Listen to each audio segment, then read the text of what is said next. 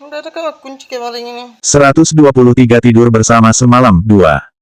Suara itu terdengar dalam, teredam, dan sedikit marah. Gu Qingqing dan Musangen menoleh, lalu mendapati bahwa orang itu adalah Leng Xicheng. Mungkin ia sudah selesai membicarakan sesuatu dengan ayahnya sehingga setelah keluar dari ruangan, ia melangkahkan kakinya lebar-lebar ke arah mereka berdua. Musangen sedikit tertawa dan menjawab terlebih dahulu, tidak ada apa-apa. Hanya mengobrol biasa. Wajah Leng Xicheng tetap tenang, tetapi ia melirik Musangen dari sudut matanya. Jika hanya mengobrol, apakah perlu secara khusus mengobrol di luar berduaan? Meskipun suaranya sangat ringan dan tenang, tetapi, Musangen yang akrab dengan Leng Xicheng tahu bahwa kakaknya biasanya tidak pernah berbicara seperti itu. Musangen segera tersenyum dan berkata, ini kesalahanku. Leng Xicheng hanya menanggapi dengan singkat. Ia berjalan ke samping Gu Qingqing dan merangkulnya, lalu mencium pipi Gu Qingqing dengan santai. Tubuh Gu Qingqing menjadi sedikit kaku saat dirangkul dan dicium oleh Leng Xicheng. Tampaknya ia agak tidak nyaman karena sedikit tidak terbiasa. Leng Xicheng sepertinya merasakan sesuatu, lalu ia berpura-pura membantu merapikan rambut Gu Qingqing. Leng Xicheng mendekat ke arah telinga wanita itu dan berkata dengan suara yang dingin, ayahku ada di ambang jendela ruang buku. Ibuku juga sedang melihat dari ruang tamu di lantai 1. Peringatan Leng Xicheng sudah jelas. Maksudnya adalah Gu Qingqing jangan sampai lupa bahwa mereka berdua harus berpura-pura menunjukkan kasih sayang. Bahkan, Leng Xicheng masih sengaja melihat Gu Qingqing dari atas ke bawah. Kali ini ia bicara dengan suara yang cukup keras, meskipun cuacanya hangat, pakaianmu sekarang begitu pendek. Berhati-hatilah dan jangan sampai kena flu. Setelah Leng Xicheng mengatakan itu, ia memberikan mantelnya pada Gu Qingqing dan mengaturnya dengan cermat. Meskipun pemandangan ini jelas terlihat begitu lembut, jari-jari Leng Xicheng malah begitu dingin. Ekspresinya juga sangat dingin dan matanya bahkan lebih dingin. Ujung jari Leng Xicheng yang dingin bergesekan dengan kulit Gu Qingqing sampai membuatnya merinding. Leng Yunting melihat sekilas dari lantai 2 dan menarik kembali pandangannya. Sementara itu, Mu Qingyu yang berada di lantai 1 tersenyum dan berkomentar, sekarang kamu bisa yakin, kan? Luo Qingsui menggelengkan kepala, yakin atau tidak yakin, harus mereka sendiri yang menjalani kehidupan dengan baik. Anak-anak dan cucu-cucu memiliki berkat mereka sendiri. Orang tua tidak perlu khawatir. Itu karena Sangen belum mencapai langkah ini. Jika tidak, aku akan melihat kamu cemas atau tidak. Gu Qingqing dan Leng Xicheng masih harus berpura-pura menunjukkan kasih sayang di malam hari. Namun, Luo Qingsui tidak membiarkan Gu Qingqing memasakkan saat makan malam agar tidak menyakiti Leng Xicheng. Leng Mo mengedipkan mata dan berkata, kakak ipar. Banyak pasangan kekasih kecil di sekolah kami yang saling menyuapkan makanan untuk satu sama lain.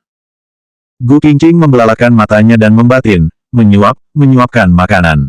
Gu Qingqing dan Leng Xicheng tidak memiliki banyak kesempatan untuk makan bersama, apalagi saling menyuapkan makanan. Setelah Leng Mo mengatakan itu, Leng Xicheng benar-benar melirik meja makan.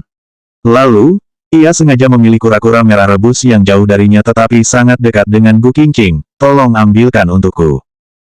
Semua orang di meja makan langsung memperhatikan mereka. Gu Qingqing mengulurkan sumpit dan mengambilkan Leng Xicheng sepotong daging kura-kura. Lalu, ia menyuapkan daging itu ke mulut suaminya dengan gemetar. Ekspresi Leng Xicheng tidak berubah. Ia menggigit dan mengunyah dengan cermat, seolah tidak keberatan sama sekali meskipun itu adalah sumpit Gu Qingqing dan ada air liurnya. Untuk menunjukkan kasih sayang, Leng Xicheng juga sangat bekerja keras. Setelah Gu Qingqing mengambil makanan untuk Leng Xicheng, ia menundukkan kepala untuk makan. Leng Mo menambahkan lagi, kura-kura itu adalah suplemen pria. Tampaknya kakak ipar harus bersiap-siap untuk mengisi tenaga kakak malam ini. Uhuk. Gu Qingqing hampir tersedak setelah mendengar kata-kata itu. Biasanya, Leng Xicheng dan Gu Qingqing akan pamit dan pulang dari rumah tua keluarga Leng setelah selesai makan malam. Kemudian, mereka akan berpisah di jalan. Gu Qingqing kembali ke Villa Xishan, sementara Leng Xicheng kembali ke apartemen Qingcheng. Tanpa disangka, Luo Qingsui berkata, ibu telah mempersiapkan kamar untuk kalian. Kalian tinggal saja di sini malam ini. Gu Qingqing benar-benar terkejut. Mungkinkah kami berdua benar-benar akan tinggal di satu kamar malam ini dan kemudian tidur bersama semalam? 124 tidur bersama semalam 3. Leng Xicheng malah mengerutkan kening dan berpikir sejenak, besok, akan ada rapat pukul 10 pagi. Selain itu, tidak ada jadwal lain. Maksudnya adalah Leng Xicheng tidak ada pekerjaan malam ini dan bisa tidur dengan Gu Qingqing. Masalahnya, meskipun Leng Xicheng tidak ada pekerjaan, Gu Qingqing justru ada. Besok hari Senin dan Leng Xicheng bisa pergi ke rapat pada jam 10, tetapi Gu Qingqing sudah harus absen pukul 9 dan bekerja. Mana mungkin Gu Qingqing berani memberitahu Leng Xicheng bahwa ia juga harus bekerja. Untuk sekarang, pekerjaannya belum benar-benar mapan dan ia masih belum cukup yakin bahwa dirinya dapat hidup mandiri setelah bercerai dari Leng Xicheng. Kalau begitu, maaf merepotkan Ibu, Gu Qingqing tidak punya pilihan lain selain segera setuju. Kemudian, ia menambahkan, saya mau pergi ke toilet dulu. Setelah itu, Gu Qingqing segera berbalik dan berlari ke kamar mandi tanpa mengucapkan sepatah kata pun. Begitu masuk ke kamar mandi, ia berpikir dengan panik sebelum kemudian menelepon Lin Sui. Karena Gu Qingqing sekarang adalah sekretaris Lin Sui, jelas ia memiliki nomor pribadi pria itu. Tak butuh waktu lama hingga panggilan terhubung dengan cepat. Gu Qingqing memelankan suaranya dan menyapa, Presiden Lin. Di sisi lain telepon, Lin Sui segera menjawab dengan suaranya yang lembut seperti biasanya, Nona Gu, ada apa? Ah, Presiden Lin, Gu Qingqing agak kesulitan untuk berbicara. Gu Qingqing baru bekerja di Suyi selama seminggu, tetapi sudah meminta cuti. Tidakkah itu terlalu berlebihan? Tetapi, tidak mungkin jika ia tidak meminta cuti. Jika Gu Qingqing memilih untuk tidak meminta cuti, mana bisa ia memberitahu Leng Xicheng dan Luo Qingsui, maaf, hari ini saya tidak ada waktu karena ada kerjaan. Saya ingin pulang untuk tidur di rumah saja. Jika kamu ada masalah, langsung katakan saja. Saya tidak ingin karyawan saya bekerja dengan membawa beban emosi, kata Lin Sui dengan ekspresi lembut. Presiden Lin, bisakah saya datang lebih siang besok? Tanya Gu Qingqing, tak lupa sambil menambahkan, saya janji saya bisa bekerja lembur besok malam. Oh, ternyata ini masalahnya. Lin Sui tahu bahwa jika tidak ada masalah, Gu Qingqing akan tidak pernah mengatakan apa-apa, apalagi sampai menelponnya. Lin Sui duduk miring di sofa rumahnya, menyelonjorkan kakinya dengan nyaman, dan mengambil dokumen yang di sebelahnya. Saya sebenarnya baru saja ingin memberitahumu bahwa saya akan keluar untuk rapat besok pagi dan mungkin tidak akan pergi ke perusahaan. Tetapi, saya mau memberikan beberapa dokumen untukmu dan saya harap kamu bisa menyelesaikannya di hari Rabu, Lin Sui memberitahu. Tidak masalah, jawab Gu Qingqing. Ia menghela napas, lalu cepat-cepat mengangguk setuju, Presiden Lin, saya minta maaf. Saya pasti akan bekerja keras di masa depan, dan berusaha untuk menyelesaikan tugas dengan baik. Baiklah, kalau begitu, saya akan menunggu pencapaian kerjamu. Lin Sui tersenyum dan menutup telepon.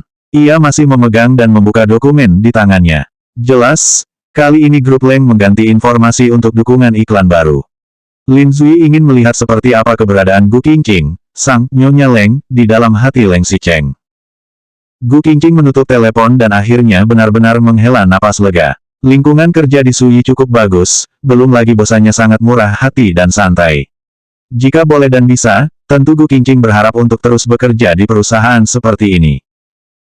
Gu Qingqing menoleh dan berpura-pura menyiram air, seakan-akan ia benar-benar menggunakan toilet. Sebelum keluar, ia juga menghapus riwayat percakapan telepon di ponselnya agar tidak terlihat oleh Leng Xicheng. Namun, saat ia berbalik untuk keluar dan membuka kunci pintu, ia langsung melihat Leng Xicheng berdiri di luar pintu. Gu Qingqing sungguh terkejut sampai menjatuhkan ponsel yang dipegangnya ke lantai. Sementara itu, ekspresi Leng Xicheng tetap tenang. Pria itu membungkuk dan menundukkan kepalanya untuk mengambil ponsel Gu Qingqing, kemudian berkata dengan santai, aku sepertinya mendengarmu berbicara tadi. Gu Qingqing mendadak merasa bersalah. Ia segera menggelengkan kepala setelah mendengar itu, benarkah? Tidak ada. Semakin Gu Qingqing menyangkalnya, semakin Leng Xicheng merasa aneh. Saat ia menundukkan kepala dan mengecek ponsel istrinya, memang tidak ada yang aneh. Selanjutnya bab 125 tidur bersama semalam 4.